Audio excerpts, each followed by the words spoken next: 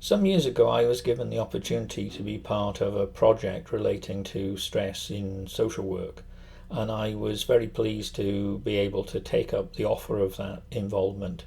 And for the next few years, I was heavily involved in studying and researching stress. And what I found from that is that, for one thing, it is very prevalent, it's very common. And for another, I learned just how damaging it can be, how much harm it can do, not just to individuals and their families, but to teams and organizations as a whole.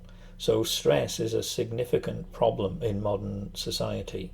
Unfortunately, stress is one of those issues that is surrounded by a number of myths and misunderstandings.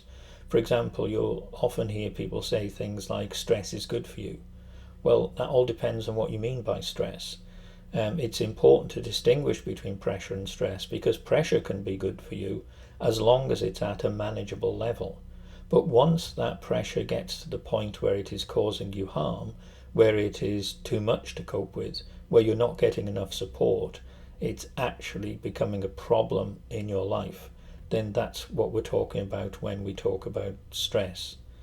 Now, the reason I've put together this practice manual on stress is I'm conscious that a lot of people need help in understanding the issues involved.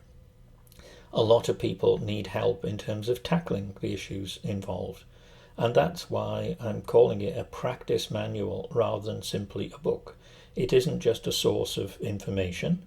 It includes lots of exercises, tips, key points, and so on to help to not only understand the key issues involved, but also to provide a foundation for tackling those issues. So there's a lot of practical guidance involved in this. So that's it in a nutshell. The Managing Stress Practice Manual has been developed as a practical resource. It's rooted in solid knowledge and understanding, but it's not a book about that knowledge and understanding. It's a manual for tackling the issues involved, tackling the very serious and damaging problems involved. Thank you.